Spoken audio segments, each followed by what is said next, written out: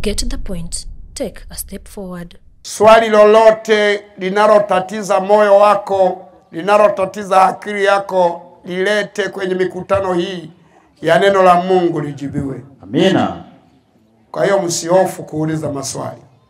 Kabla hatujaanza na somo la hotuba ya leo, tusikilize maswali haya yaliyoulizwa. Maswali ni kama ifuatavyo. Swali la kwanza linasema: asante sana mwinjilisti kwa mafundisho yako mazuri. Mimi nimeolewa, sijafunga ndoa kanisani. Kwa hiyo hata nikiachana naye sina kosa kwa Mungu? Haya. Swali limeeleweka. Uona yasoma kwa vituo vizuri ili watu wayaelewe. Mama fulani anauliza swali kwamba mimi nimeolewa lakini sijafunga ndoa na sasa nimechoka kuolewa. Je, mhubiri, nikiachana na huyo mwanaume ambaye sijafunga naye ndoa nitatenda dhambi? Ndio, utatenda dhambi. Maana huyo ni mume wako. Na ndoa, sikiliza kanuni hizi zifuatazo. Ndoa iliyo halali ni kama ifuatavyo. Moja, ni ndoa iliyoruhusiwa na wazazi. Mbili, ni ndoa iliyofungwa mahakamani. Tatu, ni ndoa inayofungwa kanisani. Hizo taratibu na unapaswa uzifahamu kanuni hizo. Si lazima tu mpaka ufungishwe ndoa na mchungaji ndio iwe ndoa halali. Hata ile tu ya kuruhusiwa na wazazi ni ndoa nini jamani? Halali. Ni ndoa halali. Halafu kitu kingine ni hiki. Ndoa ni makubaliano ya watu wangapi jamani? Wawili. Ni makubaliano ya watu wawili. Na kama mlioana kwa kukubaliana na jamii ikashuhudia wewe ni mke wa fulani, yule ni mume wa fulani, hiyo ni ndoa halali. Amina. Maana Biblia inasema hivi, kitabu kile cha Wakorinto wa kwanza 6:16 ameandika hivi. Wakorinto wa kwanza 6:16, neno la Mungu linasema, au hamjui ya kuwa yeye aliyeungwa na kahaba ni mwili mmoja naye? Biblia inasema hata yule tu aliyeungwa na kahaba wamekuwa mwili mungapi? Mwili mmoja. Wamekuwa mwili mmoja.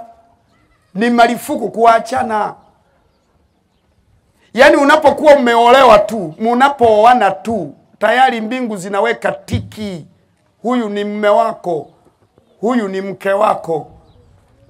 Mkiunganishwa tu katika mwili, mkijiunganisha tu katika mwili, haijalishi mlifunga ndoa hamkufunga ndoa, mbingu zinawawekea tiki. Nyinyi mmekuwa mwili mungapi jamani? Mwili mmoja. Maliza hilo fungu. Maana asema wale wawili watakuwa mwili mmoja. Maana hawa wawili wamekuwa mwili mungapi jamani? Mwili mmoja. Wamekuwa mwili mmoja. Lakini yeye aliyeungwa na Bwana. Basi hilo ni fungu la 17. Mimi nilikwambia 16 tu. Kwa hiyo elewa, wewe umeolewa. Amina. Umefunga ndoa, ukufunga ndoa, umefanya nini jamani? Umeolewa. Maana jamii inajua wewe ni mke wa fulani. Wazazi wako na wazazi wake na mume wako wanajua wewe ni mke wa fulani. Maana mashahidi wa kwanza ni mzazi, mashahidi wa pili ni jamii. Na ndio maana hata wale wanaofungishwa ndoa lazima wawepo wazazi wa pande zote ngapi? Mbili. Kuwa mashahidi wa hiyo ndoa. Halafu lazima wawepo jamii itakayokuwa mashahidi namba 2. Hawezi ukafungishwa ndoa tu ndani ya chumba mkiwa wewe tu na mume wako. Lazima kuwepo ndoa yako ifungishwe hadharani. Jamii ifahamu na wazazi wafahamu. Huko ndiko kuoa na kuolewa huko. Kwa hiyo ndoa yako mama imehalalishwa. Amina. Pale tu mlipolala na yule mwanamke, ndoa ile ikafanya nini jamani? Ikahalalishwa. Mlipolala na yule mwanaume, ndoa ikahalalishwa. Na ilivyokuwa sheria za Waisraeli ni kwamba binti tu, haijalishi umeenda kanisani ukwenda kanisani, Ukibahatika tu kulala na lijamaa, lazima likuoe, lazima liwe limume lako. Ilivyokuwa sheria za Waisraeli mpaka sasa hivi ndizo sheria zinazoendelea. Inasemekana hivi, sikiliza Biblia. Inasomeka hivi. Soma wewe. 22 aya 8, maandiko yanasema, mtu mume akimuona kijana aliye mwanamwali ambaye hajaposwa. Soma yaeleweka hayo maneno. Mtu mume akimuona kijana aliye mwanamwali, mtu mume akimuona kijana mwanamwali ambaye hajaposwa, akamshika na kulala naye, wakaonekana, halafu wakajulikana kwenye jamii. Yule mtu mume aliyelala naye na ambe baba yake yule kijana, lazima apigwe faini kwanza. Ambe yule kijana shekeli 50 za fedha. Kisha na awe mkewe. Kwa kuwa amemtweza. Sasa hana ruhusa kumwacha siku zake zote. Hana ruhusa ya kumwacha siku zake ngapi? Zote. Ni marufuku kumwacha. Yaani wewe ukibahatika tu kulala na jamaa na ukajulikana kwenye jamii, huyo ni mume wako, kwa mujibu wa Biblia. Amina. Kwa hiyo mama, usimwache yule baba, rizika naye tu. Amina. Kama ulikuwa na mpango huo, hairisha. Bwana asifiwe. Amina. Swali lingine. Huyu wa pili yeye tu anaomba kuombewa. Anasema niombee familia yangu haina amani. Mume wangu umkabidhi kwa Mungu. Tutakuombea mama. Na wale wanaohitaji kuombewa kuanzia Jumapili ile wiki inayoanza hii, baada ya Sabato ya kesho, tutakuwepo na maombezi kila siku saa 4 asubuhi mpaka saa 6. Saa 4 mpaka saa 6 tutakuwepo na maombezi hayo. Wale wanaohitaji, wenye shida zao mbalimbali, Joni Bwana awahudumie. Wiki yote tutaanza Jumapili mpaka Ijumaa. Kwa hiyo na mama huyu aliyeomba kuombewa mume wake tutamuombea. Na ni vizuri mnapoandika majina, maswali, andikeni na majina. Andika na jina. Sisi wala hatutalisoma jina lako, ila tutakufahamu. Kwa hiyo wengine wanaogopaka kwamba nitasoma jina langu nijulikane nimeuliza swali hili. Pengine mume wangu anaweza akaniuliza, kwa nini ulinipeleka nikaombewe? Nimekuaje? Makofi yakaanza. Tutakuhifadhi jina lako. Amina. Lakini tunachohitaji, andika message yenye jina, halafu na maeneo unayoishi. Kwamba mimi niko sehemu fulani, ninaitwa fulani wa fulani, ninaomba mnisaidie juu ya 1, 2, 3. Mama, tutakuombea. Swali lingine. Mwingine anauliza hivi, Mungu aliumba mbingu na dunia. Je, wakati akiumba alikuwa amesimama wapi? Ndio swali langu. Hata mimi sijui. Maana imeandikwa hivi, 28 fungu la 40 Isaya. 28 Isaya. Imeandikwaje? Isaya 28 fungu la 20 na 40. La 40 maandiko yanasema. Hebu isikilize hiyo. 40 fungu la 28. Isaya 40 fungu la 28. Neno la Mungu linasema hivi. Je, wewe ukujua? Ukusikia? Yeye Mungu wa milele. Bwana, muumba miisho ya dunia. Muumba wa mbingu na dunia. Hazimii wala hachoki. Akili zake hazifanyi nini? Hazichungiziki. Sasa mimi nitajua alikuwa amesimama wapi? Bwana asifiwe. Amina. Akili za Mungu hazifanyi nini jamani? Hazichunguziki. Hazichunguziki. Yeye ndiyo mwanzo na yeye ndiyo mwisho. Alisimama mahali pasipoeleweka. Swali lingine. Anaitwa Frenki. Swali ni kwamba, kwa hiyo Musa alikuwa mkosefu mbele ya Mungu mpaka akavunishwa viatu? Ndiyo. Si aliua. Aliliua Misri huko. Kipindi anatoka Misri kwenda Goshen. Tulijifunza siku ile kwamba alilipiga konde moja likalala mauti, akalizika kwa kuchimba na kaburi na mikono yake. Akakimbilia Midiani. Kule Midiani alikimbia kwa sababu aliua. Kwa hiyo kipindi anakutana na Mungu alikuwa bado Musa ana hatia. Lakini tangu siku hiyo akasamehewa na akakubalika tena kwenda kufanya kazi ya Mungu. Kwa hiyo alikuwa na hatia na alikuwa mdhambi tu. Wala usije ukamweka kwenye stage ya juu sana. Na yeye alikuwa mdhambi tu. Na ndio maana aliposimama mbele ya hakimu akavulishwa kwanza viatu. Ni sawa na leo tu. Mhalifu yoyote, nilikwambia hata siku ile, nenda ukajifunze hata kwenye vituo vya polisi. Ukifikishwa umefungwa pingu, lazima tu ukifika mlangoni wanakuambia chini ya ulinzi, vulisha kiatu, weka hapo. Unavulishwa kiatu, unabaki miguu peku. Wahalifu wote mpaka leo wanavulisha kwa viatu mpaka leo. Na hili somo tutakuja tulifundishe. Swali lingine. Mwingine anauliza hivi. Nini maana kusema Yesu ni mwana wa Mungu? Maana ya kusema Yesu ni mwana wa Mungu, alizaliwa pasipo mume na mke. Maana Qur'ani na Biblia zinakubaliana. Biblia imeandikwa hivi. Hebu isikilize kitabu cha Luka 1. Biblia imeandikwa hivi. Kitabu cha Luka sura ile ya kwanza. Fungu la 26 haraka haraka. 26 maandiko yanasema. Mwezi wa 6. Malaika Gabrieli alitumwa na Mungu kwenda mpaka mji wa Galilaya. Kwa nani? Jina lake Nazareti. Kwa mwanamwali bikira aliyekuwa ameposwa na mtu jina lake Yusufu. Endelea. Wa mahali ya Daudi. Na jina lake bikira. Jina lake bikira huyo ni Mariamu.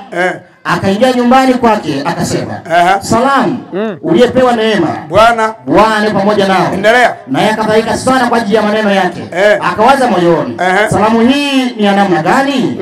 Malaika akamwambia, usiogope, Mariamu, umepewa, kwa maana umepata neema kwa Mungu. Tazama, utachukua mimba na kuzaa mtoto mwanaume, na jina lake utamuita Yesu. Huyu atakuwa mkuu. Ataitwa mwana wa aliye juu. Ataitwa mwana wa aliye juu. Na Bwana wa Mungu. Na Bwana Mungu atampa kiti cha enzi cha Daudi, baba yake.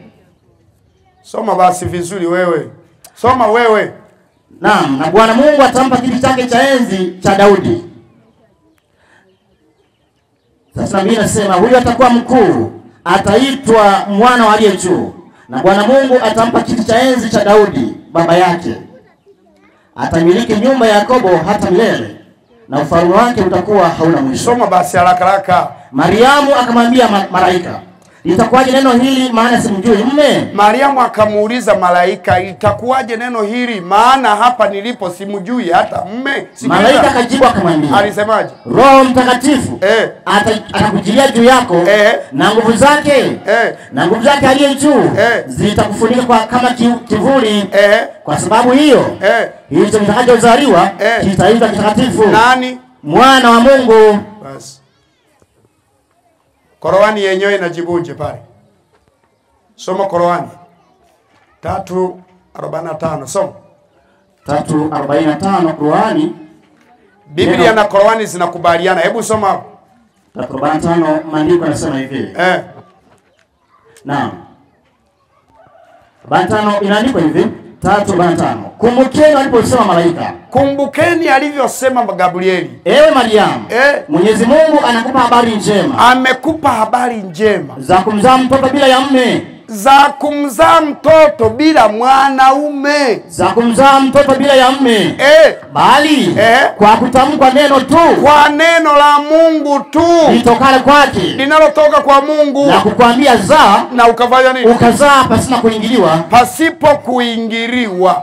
Kwa hiyo Yesu akaitwa mwana wa Mungu kwa sababu alizaliwa kwa uwezo wa Roho nani jamani? Wa Roho Mtakatifu. Hakuzaliwa kwa baba na mama. Hakuzaliwa kwa mume na mke. Kwa maana ya hivyo na kwa maana hiyo Yesu akaitwa mwana wa nani? Mwana wa Mungu. Swali lingine. Hilo ndilo swali la mwisho. Rafiki zangu niliwaambia ulizeni maswali mengi. Maana viswali vichache huwa vinaniuguzaga mafua. Jana niliwaambia hilo. Acheni kuuliza machache, leteni mengi kabisa na hapa nitakuwa na yakusanya. Siku nyingine ninaweza tukatenga hata siku tu kwa ajili ya kujibu maswali yakiwa mengi. Ili nijibu kabisa nichemke na mafua yasisogee. Kuna swali jingine hapa. Nimetoka wapi umesema yameisha? Kuna mtu umeleta. Hilo liache. Swali letu hapo tukisema yameisha.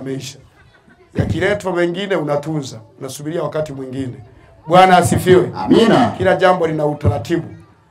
Kitabu cha Wakorinto wa kwanza 14 fungu la 40. Soma. Wakorinto wa kwanza 14:40, maandiko yanasema, lakini mambo yote na yatendeke kwa uzuri na kwa utaratibu. Yote yatendeke kwa uzuri na kwa nini? Na kwa utaratibu. Lazima kila jambo liende kwa utaratibu. Sio tu kwamba watu waanze kuleta hapo maswali kila nalokuja linajibiwa, mwingine anaandika hapo analeta. Yaletwe. Halafu ndipo yaletwe mezani. Halafu ndipo yaletwe yajibiwe. Anayeleta linawekwa tena kwa ajili ya baadaye. Bwana asifiwe. Amina. Leo tuna somo linalosema, somo la leo linasema kumfahamu Mungu. Lilitangazwa pale. Kumfahamu Mungu anayepaswa kufanywa nini? Kuabudiwa. Hilo ndio somo la leo. Mfahamu Mungu. Baba yangu, mama yangu, kaka na dada, kokote unakonitazama, kokote unakoniangalia, hata kwa njia ya TV yako hapo, ili maisha yako yawe salama, maisha yako yafanikiwe, mfahamu Mungu. Amina. Mfahamu Mungu anayepaswa kufanya nini jamani? Anayepaswa kuabudiwa. Napenda nikuonyeshe Mungu anayepaswa kuabudiwa mchana wa leo. Basi tuombe. Baba, katika jina la Yesu, Mungu wa pekee na wa kweli, Mungu wa yasiwezekana na Mungu usiyejua kushindwa, jina lako takatifu liendelee kutukuzwa. Tumekuja kukuabudu katika masomo ya mchana huu. Tunakualika kwa njia ya pekee, ushuke ukaseme pamoja na sisi. Wewe ndio kwa mhubiri mkuu katika somo la leo, na Roho Mtakatifu akawe mkalimani. Malaika wako watakatifu wakahudumu pamoja na sisi, wakalinde maisha yetu, wakatulinde na kututunza mwanzo wa somo hadi mwisho wa somo. Tubariki wote tuliokuja na wanaoendelea kuja, wabarikiwe.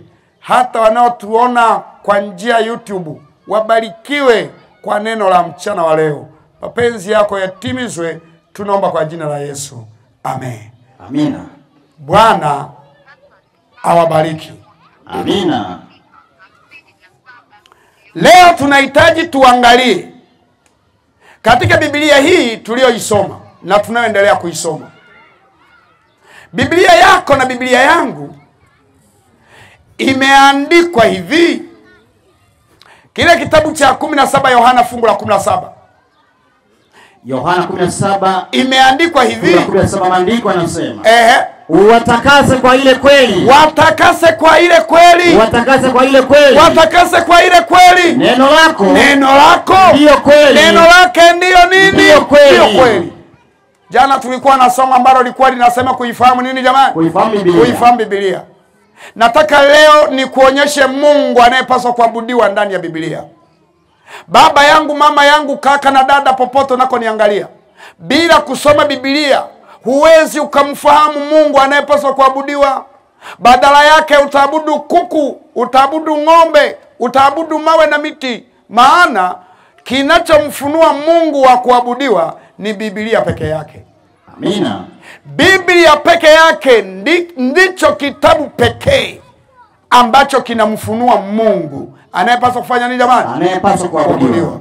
Kitabu cha Yohana 17 ya fungu la kwanza ameandika hivi. Yohana 17 fungu la kwanza maandiko. Sikiliza hiyo vizuri hiyo. Maneno hayo aliyasema Yesu. Maneno haya aliyasema Yesu. Akainua macho yake kuelekeza mbinguni. Akasemaje? Baba, saa imekuja. Mtukuze mwanao. Mtukuze mwanao. Ili mwana wako naye akutukuze wewe. Kama vile ulivyompa mamlaka. Endelea. Juu ya wote wenye mwili. Endelea. Ili kwamba wote uliompa awape uzima milele. Ili kwamba wote uliompa awape uzima wa nini? Uzima wa milele. Ili kwamba wote uliompa awape uzima wa milele. Na uzima wa milele. Na uzima wa milele ndio huu. Sikiliza hivi. Wakujue wewe. Uzima wa milele ni huu. Wakujue wewe. Wakujue wewe. Mungu wa pekee. Mungu wa pekee. Wa kweli. Na Yesu Kristo uliyefanya nini? Uliyemtuma. Baba, mama, mjue sana Mungu. Amina. Kumjua Mungu ni kupata uzima wa milele. Amina. Anasema mjue Mungu. Maana wakikujua wewe Mungu wa mbinguni, tukimjua Mungu wa mbinguni, Biblia inasema tutapata uzima wa nini? Uzima wa milele. Maana uzima wa milele ni huu. Fungu la 3. Soma wewe. Na uzima wa milele ndio huu. Maana uzima wa milele ni huu. Uzima wa milele ndio huu. Ni huu. Wakujue wewe. Wakujue wewe. Wakujue wewe. Mungu wa pekee. na wa kweli. Wa kweli. Na Yesu Kristo. Na Yesu Kristo aliyemtuma. Bwana asifiwe. Amina. Jioni ya leo tunapaswa tumjue Mungu anayepaswa kuabudiwa. Amina. Na tunapomjua Mungu tunajipatia uzima wa milele. Amina. Ayubu 22 fungu la 21. 22 aya 21 Ayubu maandiko yanasema. Ameandika hivi. Mjue sana Mungu. Mjue sana nani? Mjue sana Mungu. Rafiki yangu, katika maisha yako yote mjue sana Mungu. Amina. Yaani ukimjua Mungu hata biashara zako unazofanya zote zinabarikiwa. Amina. Hata ndoa yako inabarikiwa. Amina. Kila unachokifanya kinabarikiwa. Amina. Ukitaka mambo yote yawe fiti, mjue sana Mungu. Sikiliza hiyo. Ili uwe na amani. Ili uwe na nini? Ili uwe na amani. Iwe uwepo na amani. Ndivyo mema yatakavyo ndivyo mema yatakavyo kujia. Ili ndoa yako iwe salama baba, mjue sana nani? Mungu. Uchumi wako uwe salama, uchumi wako uwe salama, mjue sana nani? Mungu. Mjue sana Mungu. Ndipo mema yote yatakapo kufanya nini? Yatakavyo kujia. Kama ni utajiri, kama ni afya, kama ni nini, kama ni watoto, kama ni mume, kama ni mke, ukimjua Mungu yote yatakuwa salama. Amina. Kile kitabu cha Yohana, kile kitabu cha Yeremia ameandika hivi. Sikiliza. Kitabu cha Yeremia 23. Yeremia 23. Soma 9 fungu la 20. 9 fungu la 23 soma. Yeremia 9:23 maandiko yanasema hivi. Yeremia 28 fungu la 9. 9:23 soma. 9:23 maandiko yanasema. Upepo sasa huu. Neno la Mungu linasema 9:23 hivi. Bwana anasema hivi. Mwenye hekima asijisifu kwa sababu ya hekima yake. Asijisifu kwa sababu ya hekima yake. Wala mwenye nguvu. Na wala mwenye nguvu asijisifu kwa sababu ya nguvu zake. Ndio. Wala tajiri asijisifu kwa sababu ya tajiri wake. Ndio. Bali ajisifuye. Bali anayejisifu. Anayejisifu. Na ajisifu kwa sababu hii. Kwa nini? Ya kwamba ananifahamu mimi. Anamfahamu nani? Anamfahamu Bwana. Anamfahamu Bwana. Na kunijua. Na kumjua. Ya kuwa mimi ni Bwana. Yeye ni Bwana. Mimi ni Bwana. Nitendaye wema. Na hukumu. Na haki. Katika nchi. Maana mimi napendezwa na mambo hayo. Asema Bwana. Bwana asifiwe. Amina. Usijisifu kwa elimu ulionayo. Usijisifu kwa utajiri ulionao. Usijisifu kwa vile ulivyo navyo. Kama kuna mtu anajisifu, ajisifu kwa sababu anamjua nani? Anamjua Bwana. Maana yeye ndiye mwenye kukupa utajiri. Yeye ndiye mwenye kukupa hekima. Ndiye mwenye kukupa afya. Ndiye mwenye kukupa mambo yote. Na yote ulionayo umepewa na Bwana. Rafiki yangu mjue sana Bwana. Amina. Na ukimjua Bwana utamwabudu yeye. Amina. Kitabu cha Wakorinto wa kwanza 8 fungu la 4 amesema hata wale wanaoabudu leo wanaabudu bila kujua. Wakorinto wa kwanza 8 fungu la 4. Ameandika nini? Neno la Mungu linasema hivi. Basi kwa habari ya kuvila vitu vilivyotolewa sadaka kwa sanamu. Endelea. Tunajua ya kuwa sanamu si kitu katika ulimwengu. Endelea. Na ya kuwa hakuna Mungu. Hakuna Mungu. Ila mmoja tu. Ila ni mmoja tu. Kwa maana ijapokuwa kwa itao Mungu. Ijapokuwa wapo wengi wanaoitwa miungu leo. Ama mbinguni. Wakiweko mbinguni. Ama duniani. Wakiwepo duniani. Kama vile walivyo kwa mabwana wengi. Wengi na mabwana wengi. Lakini kwetu sisi. Mungu ni mmoja tu. Jamani, kwetu sisi Mungu ni mungapi? Mungu ni mmoja tu. Endelea. Aliye Baba. Ambaye vitu vyote vimetoka kwake. Vitu vyote vimetoka kwake. Nasi tunaishi kwake. Sisi tunaishi kwake. Yuko na Bwana mmoja. Nani? Yesu Kristo. Ambaye kwake vitu vyote vimekuwapo. Vyote vimekuweko na sisi kwa yeye huyo. Sisi kwa yeye Huyu ndiye Mungu anayepaswa kufanya nini? Kuabudiwa. Ambaye vitu vyote vimepatikana kwake. Amina. Vyote vinatoka kwake. Amina. Hata afya ulionayo ni ya kwake. Amina. Pumzi unayepumua ni ya kwake. Amina. Hata mali ulizonazo ni za kwake. Amina. Mwabudu Mungu huyu. Amina. Huyu ndiye Mungu aliyeziumba mbingu na nini jamani? Na nchi. Huyu ndiye Mungu anayestahili kuabudiwa. Amina. Huyu ndiye Mungu. Kitabu kile cha Matendo ya Mitume 17 fungu la 23 ameandika hivi. Matendo 17:23 neno la Mungu linasema hivi. Kwa sababu nilipokuwa nikipita huko na huko. Lakini Paulo anasema alipokuwa akipita kona zote za ulimwengu na kuyaona mambo ya ibada yenu. Aliyaona mambo ya ibada za watu. Na aliona madhabahu yaliyoandikwa kwa maneno haya. Akayaona madhabahu yaliyokuwa yameandikwa maneno. Sikiliza maneno hayo. Kwa Mungu asiyejulikana. Akaona watu wanaabudu miungu isiyofanya nini jamani? Isiyojulikana. Mpaka dakika hii kuna watu wanaabudu miungu isiyojulikana, isiyoweza kuumba, isiyo na uwezo wote, isiyo na uwezo wa hata wa kuokoa. Leo watu wanaabudu kuku. Miungu isiyofanya nini jamani?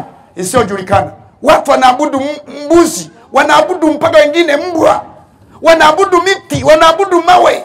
Miungu isiyofanya nini jamani? Isiyojulikana. Paulo akaona watu wanaabudu miungu isiyojulikana. Baba yangu, mama yangu, popote unakonisikiliza, una Mungu gani wewe katika maisha yako? Una Mungu gani unayemwabudu badala ya yeye aliyeumba? Una Mungu gani mama? Una Mungu gani? Miungu isiyojulikana. Kuna wengine miungu yao imo nyumbani, imo ndani ya nyumba. Zingine miungu zao zimo kwenye kwapa. Biblia inasema Paulo akaandika, sikia. Basi mimi ninawahubiri habari zake yeye ambaye. Lakini leo ninawahubiri habari zake yeye ambaye. Ninyi mnamwabudu bila kumjua. Wengine mtamwabudu bila kumjua.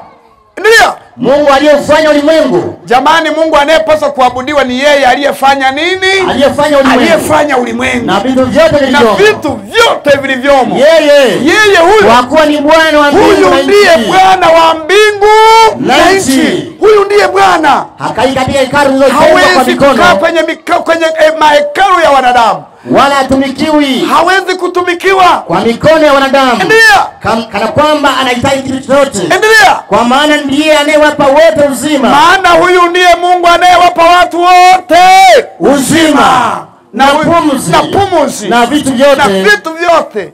Vyote vinaishi kwake, vyote vinaishi kwa ajili yake. Kila kitu kinapata pumzi kwa ajili yake. Na huyu ndiye Mungu anayepaswa kufanya nini jamani? Anayepaswa kuabudiwa. Naye alifanya kila taifa mwanadamu kutoka katika mmoja. Alifanya kila taifa la mwanadamu kutoka katika mmoja. Wakakaa juu ya uso wa nchi zote. Wakakaa juu ya uso wa nchi yote. Kisha kuwawekea nyakati alizoziamuru tangu zamani. Na mipaka ya makazi yao. Ili wamtafute Mungu. Ili kumtafuta Mungu. Ili wamtafute Mungu. Ingawa ni kwa papasa wakamuone Mariza. Ijapokuwa hawi mbali na kila mmoja wetu. Ijapokuwa hawi mbali na kila mmoja wetu. Baba yangu, mama yangu, Mungu anayepaswa kuabudiwa, yeye anaonekana kila mahali. Amina. Yuko karibu na wewe hapo ulipo. Amina. Yuko karibu na nyumba yako hapo.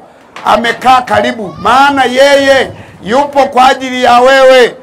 Maana yeye anahitaji kuokoa maisha yako. Anahitaji kumwabudu, aabudiwe. Na mchana wa leo ninakupendekezea kumwabudu Mungu huyo. Amina. Mungu aliyeziumba mbingu na nini jamani? Mbingu na nchi. Huyu ndiye Mungu wa kuabudiwa. Amina. Ufunuo 4 fungu la 11 ameandika hivi. Ufunuo sura, neno la Mungu linasema hivi. 11 Ufunuo 4 maandiko yanasema. Naam. Umestahili wewe. Amestahili yeye peke yake. Umestahili wewe. Ndio. Bwana wetu na Mungu wetu. Kupokea utukufu. Na heshima. Na uwezo. Kwa kuwa wewe ndiye uliyeumba vitu vyote. Peke yake ndiye aliviumba vitu vingapi? Vitu vyote. Huyu ndiye Mungu anayepaswa kuabudiwa. Amina. Ndio. Na kwa sababu ya mapenzi yako. Kwa sababu ya mapenzi yako. Vilikuwako. Vimekuwepo. Navyo. Vikaumbwa. Ndio. Huyu ndiye Mungu anayefanya nini jamani? Anayepaswa kuabudiwa. Kwa sababu ya mapenzi yake vitu vyote vimefanya nini? Vimeumbwa. Vitu vyote. Hata sisi tumeumbwa na yeye. Na huyu ndiye Mungu ambaye anapaswa afanye nini jamani? Abudiwe.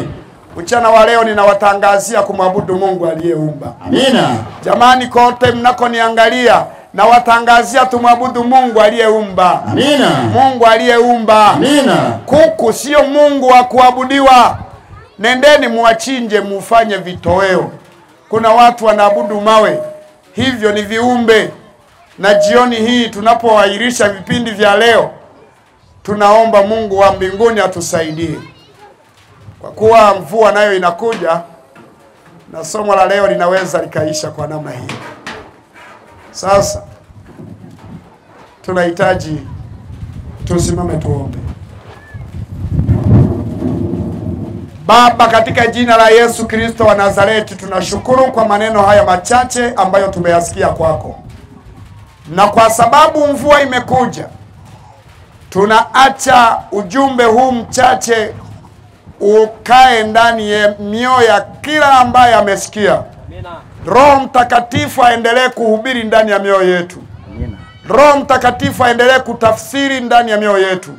Mahali mtumishi wako alipoishia, tunaacha Roho Mtakatifu amalizie. Mapenzi yako na yatimizwe na ushindi upatikane. Mwisho tupatie ushindi wa kuokolewa. Tunaomba kwa jina la Yesu. Amen. Amina.